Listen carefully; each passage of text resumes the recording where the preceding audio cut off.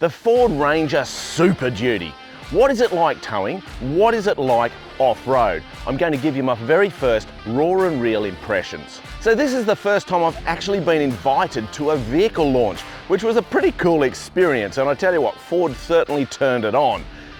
But it meant that I had to do the filming. Now, I couldn't do all of it, so I actually got Ty Fenwick to do some filming for me. If you don't know who Ty is, you've got to go and search Ty Fenwick and check out his channel, because he's all about Fords and he's going to do some excellent content with the Ford Super Duty. This content is raw and real. It's my first impressions. It's what I think of the vehicle given the limited amount of time I had to drive it and tow with it.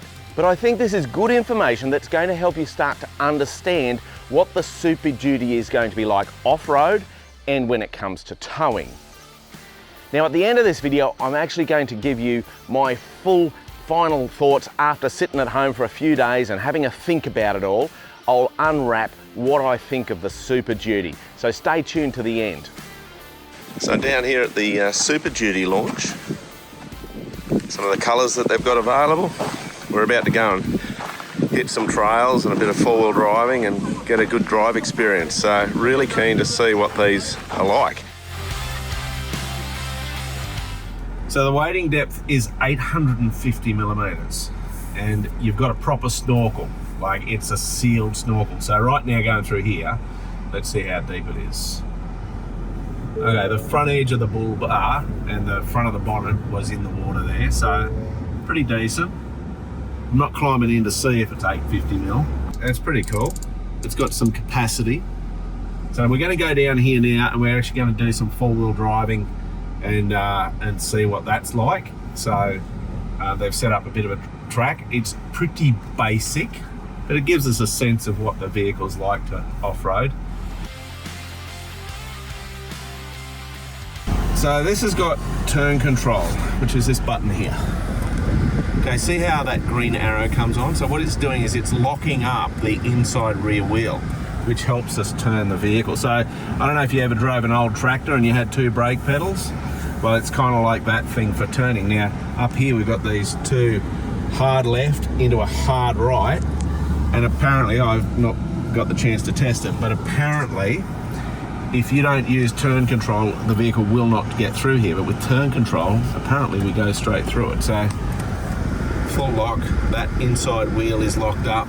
You can actually feel the vehicle doing it.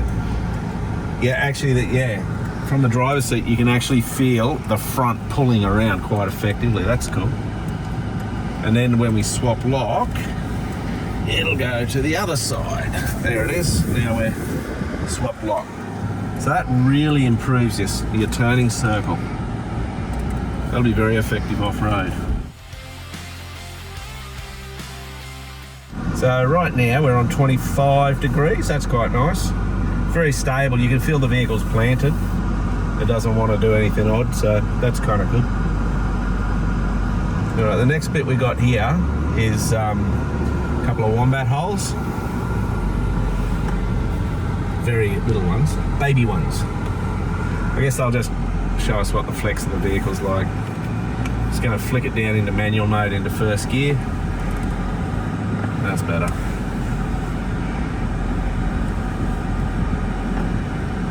The way it feels at least, I mean these are early days, but it feels at least the way they've programmed the throttle inputs and all of that are going to allow us nice throttle control. So yeah, so that's really good. Okay, now we've got a right lean and then into a left lean. So this will give us a whole bunch of articulation and flex. Flick that rear diff lock on. First gear low range again.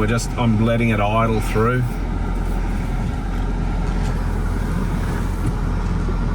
Okay, and then we'll come to this bit here, gentle throttle, and it just swaps over. It's very predictable. It doesn't do the lurchy thing. You know, some four-wheel drives, they lurch over and bounce on the shock and it throws you around. This is really quite predictable. Literally that's on idle and really nice. And it's actually been designed Like, I can tell that it's been designed with four-wheel drivers in mind. Just the fact that you can select the front diff lock only, like front diff lock only, that's brilliant. You won't use it a lot, but it's great to have that sort of feature.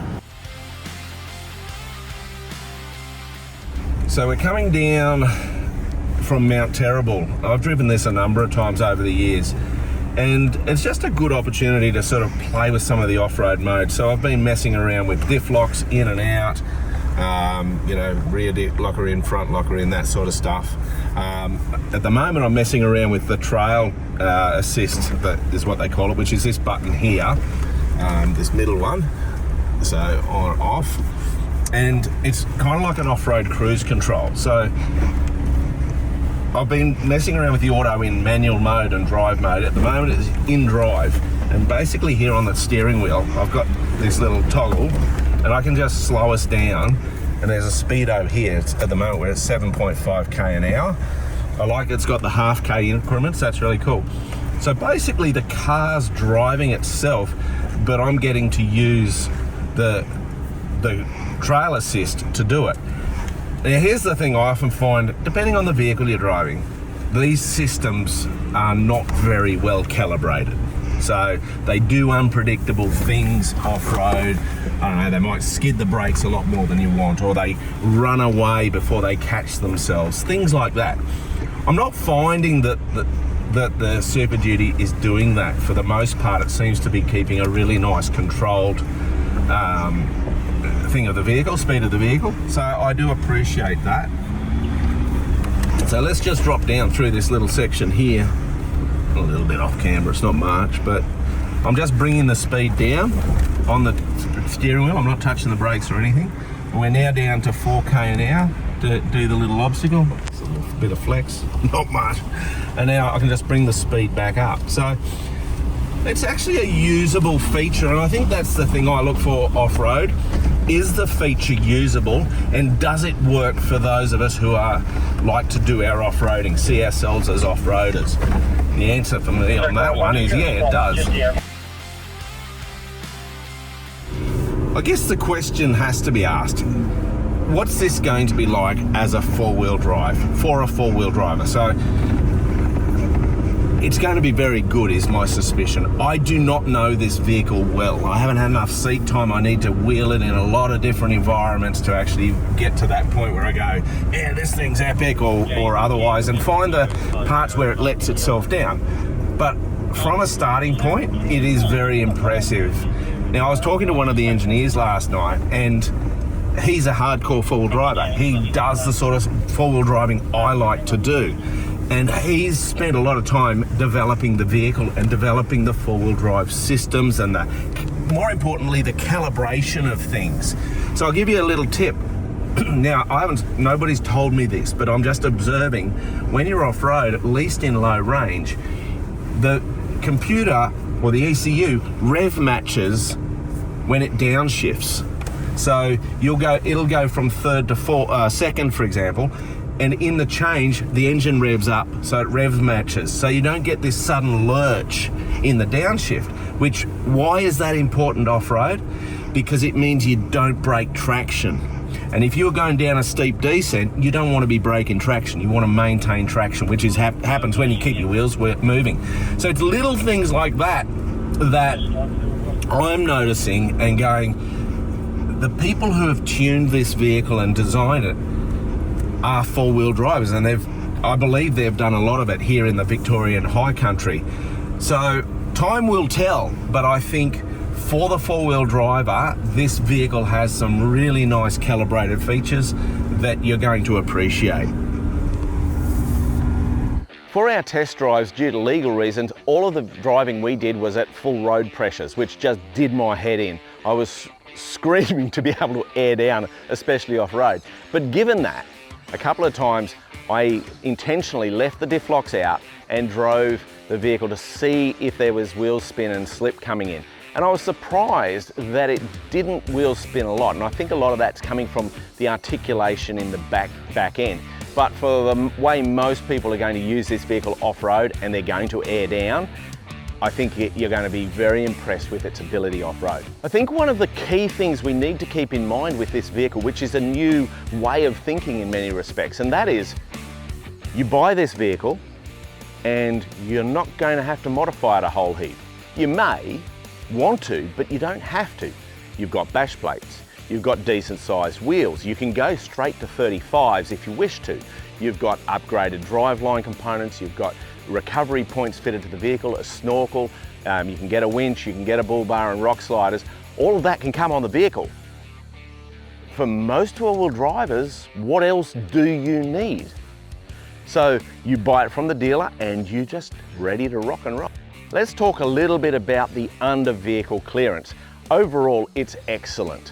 The rear diff is pretty much the lowest hanging point. Now, I did try to measure that clearance, but I didn't have a tape measure with me, so I was unable to actually accurately measure it, but visually it looks great. But what is important, and I mentioned this in the main content, is the fact that the springs are sitting on top of the axle tube, so you don't have your leaf pack hanging you up everywhere you go off-road.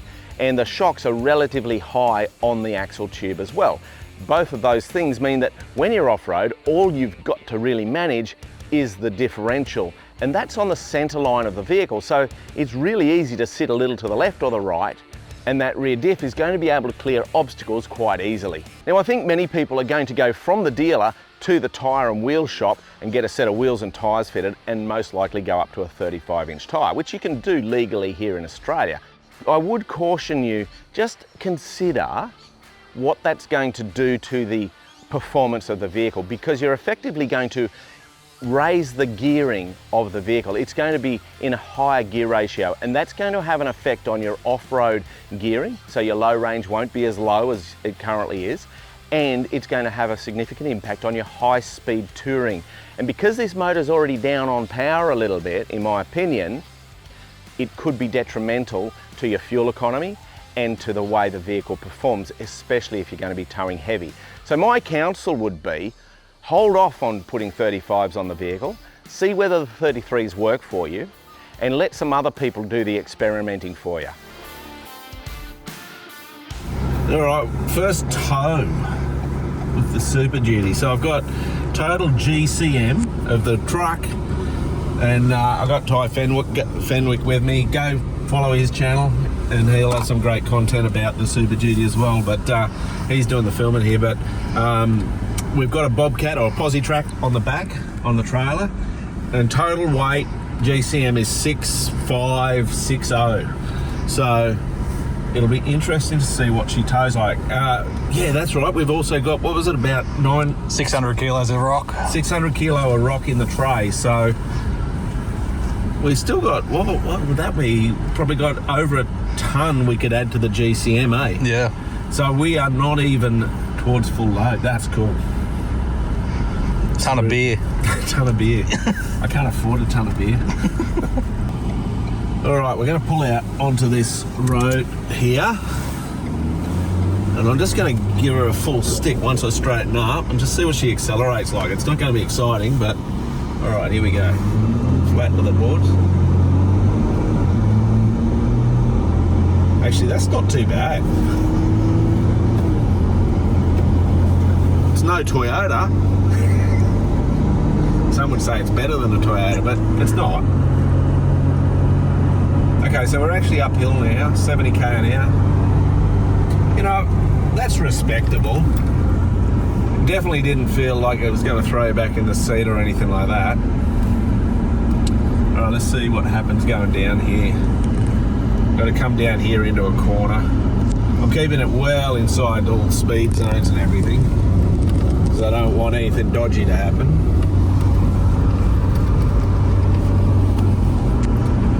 Feel the trailer on the back, so I can feel the trailer like lifting the back of the drawbar a bit.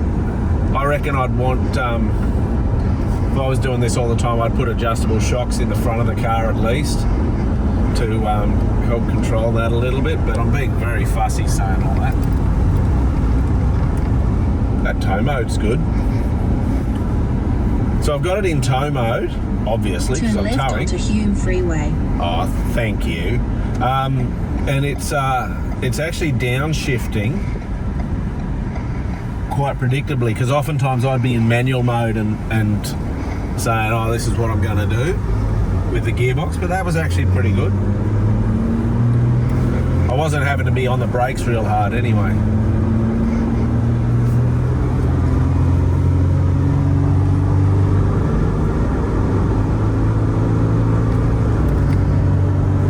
Alright, let's get up to 100. Let's overtake the 79 series there with this horse float. Right, pulling up a slight rise now. I'm in eighth gear at 110, and it's not struggling. I just overtook the 79 with his empty horse float. Take the exit on the left. Wow. Okay. So coming down from 110. Yeah. Wow. The braking is really good. I don't know how much trailer braking I'm getting out of this thing, because it's override brakes on these trailers. So yeah. But I am not hard on the brake pedal, and it's very predictable. I like the way the downshift happens in tow mode. I'm down to second gear, which is the gear I'd want to be in to come through this roundabout.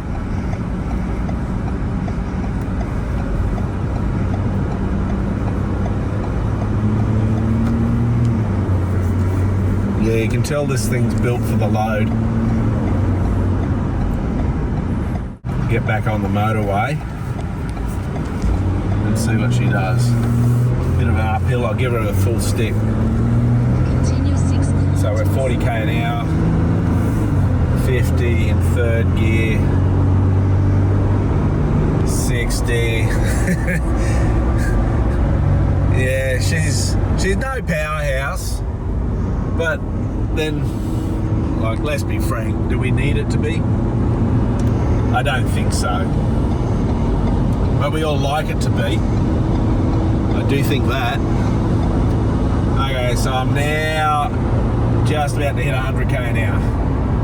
So however long that was to get to 100. Alright, a little bit about the fuel economy at the moment. Just sitting at 100k an hour, 6.5 tonne on cruise control, 26 litres per 100 going up a slight climb in 9th gear. Saying the average is 13.6. I think that's irrelevant. We haven't driven this long enough, and we're not going to be able to give you anything real, but I think towing this sort of load, I wouldn't be surprised if you were in the high teens average fuel consumption per 100. Alright guys, so this is what I just towed. So you can see that there. Here's the GCM numbers of this setup, and we've got a whole bunch of rock here in the back. Okay, so there's about 600 kilo of rock in the back. As you can see, when we come back here, you can see she's sitting down on the bum a bit. Okay, it was still very stable. Normally when you're sitting like that, you'd think, oh, I'm not so sure about that. All right, we're going to give this big rig a go. So Ty and I are going to take this run for a run. So big triaxle trailer loaded up. What are we at? 7740. So 8,000 kilos is GCM. So you know what that means. Ty's nice and light. That's a good thing. I'm a lightweight as well, aren't we, Ty? You're a lightweight. $150, yeah. Oh, sorry, did you say 50? Not $150. Geez, I'm cheeky. That's how much it costs. So we're going to take this for a quick run and see what the difference is and how it handles at GCM. This is max. Power-wise, it feels the same, eh? So that'll be because of the torque. So torque is about how much of the job you can get done. Horsepower is how quick you can get it done. So that feels very similar. Well, we've got an extra tonne, is that right, Ty? Yeah, yeah. We're an extra tonne now. Okay, let's see this downhill into a corner. Yeah, she's running away from me. Yeah, she's running away on me. So that's definitely different. uncontrolled though. Like, I intentionally stayed off the brakes, but I come back on the brakes and she, it seems like as soon as you touch the brakes, the auto starts to respond, and you seem to get more engine braking than you do friction braking. It's sort of, I'm not saying that's what's going on, that's just how it feels like it's going on. So just to get a sense with a much bigger trailer how this vehicle's handling it, I intentionally introduced a little bit of wiggle. Yeah, you knew it was there. Okay, let's get up to 110 on the freeway. I'll start accelerating from a K back. Flat to the boards. That's all she's got. It's not real quick.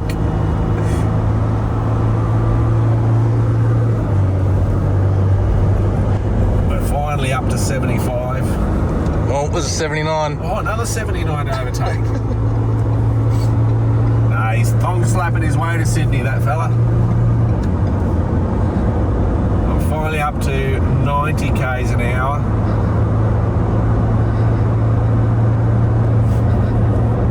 Alright.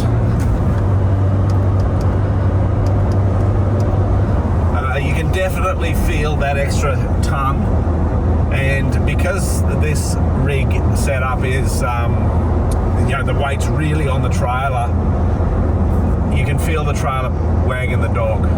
And I put it this way, I wouldn't want to have this as my permanent setup. I'd want more load on the vehicle and less on the trailer, to be honest. But is it doing it? Is it safe?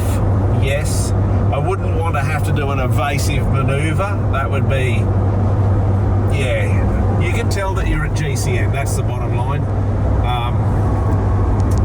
But it's still impressive. Just on the fuel economy with the extra tonne, this vehicle's been towing this load for however long, 15.9, so 16 litres per 100, it's average. So yeah, I think the high, I don't think you'd crack 20 litres per 100. And another feature which is really cool, on here on the screen, when you put your indicator on, the wing mirror shows you down the side of the vehicle, on both sides of the vehicle. So that's right hand side, driver's side, and that's passenger side. That's pretty cool as well. So overall, from a towing perspective, very good. Overall, I was very impressed with the way the auto's tuned for engine braking. That was really nice. Normally I'd be in manual mode and manually driving it. Very impressed. It did that really well, but the power is a thing. It is not built as a horsepower machine, and when you look at the numbers, you always sort of saw that would be the case. So if you're on the open road, heavily loaded, and want to do an overtake, you're going to struggle. I think if you're going up, steep climbs and that, you're going to slow down for sure. Obviously, you can go and tune it up. You've got to decide what works for you. I reckon you can get more horsepower out of that motor if you want to, but but it does the job, and I think the important thing is it's stable. It was very planted on the road. So what I'd love to do is tow with a big caravan, 22-foot caravan. I think that would be an interesting experience to see how it did that when it was heavy loaded. With regards to towing, again, the way the calibration of the gearbox to towing and downshifting and engine braking, I'm going for the manual mode, and it's already doing what I want it to do. And I'm like, that is so cool. That's what I want the vehicle to do.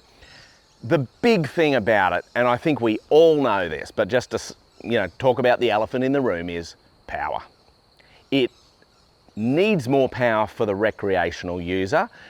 Overtaking is going to be sketchy in my opinion a lot of the time, especially when you start pushing up to the top end of the GCM. I make mention of adjustable front shocks. Now, there's other content I've done on my YouTube channel which talks about shock absorbers and how they work. But one of the things that happens when you're towing and the trailer wants to pitch up and down like this, the back axle becomes a fulcrum point, and that means that the front of the vehicle can tend to pitch up and down like this. When that happens, the way to control it is by dialing up the shock absorbers to control that, and it'll stop that wobble in the driveline or in the rig, so to speak. And that's what I was referring to when I mentioned having adjustable shock absorbers in the front of the vehicle. In standard form, for most of the way this vehicle will be used, the tuning of the shock absorbers is surprisingly good. In fact, the ride of the vehicle from loaded to unloaded was very similar. I'm not going to say the same, but it was very similar. And I guess that comes down to the valving inside the shock absorber and the way they've tuned that. So coming back to low speed and high speed shim stacks and how that's all been set up. Something else that I think is going to be interesting to see is, are people going to be putting chassis extensions into this vehicle right off the bat? I think it would really benefit from it. I sort of feel like it needs that extra wheelbase. I wouldn't like to put any more GVM on it, but the extra wheelbase would certainly help a lot of people, especially if you want to run the dual cab. You might be able to put your slide-on camper on the back and so on, but it'll also bring that level of stability to your towing. And I think that would be really nice. So I'm interested to see how that develops. Now, I think we've got to come back to how Ford thought about designing this vehicle and who their main customer is. Unfortunately, it's not the recreational four-wheel driver. It's not me. We're a nice to have for them, extra sales, etc. But their main customer is going to be fleet. It's going to be mining companies, national parks, state forests, fire services, and the list would go on of those sort of companies or entities that need to get out there in the bush in a four-wheel drive vehicle. And for those people, they don't want a high horsepower vehicle because they just want their job to get done safely. And so they're always all about managing their risk. And when you consider that, I think you start to understand some of the reason why the power levels are down. The other factor around the engine performance probably comes down to the fact that it has to meet Euro 6 requirements, which basically says put a noose around the neck of the engine and stop anything coming out the exhaust pipe, which is dumb. But anyway, that's what they've got to put up with. Now, in due course, I think that we're going to start seeing these vehicles getting a bit more power unlocked out of them. And I think we'll all appreciate that. And when you consider that, you start to understand why the engine performance is slightly lower than we would ideally like. But would it stop me from buying one? Stay tuned. I'm Mad Matt. Stay safe on the trails.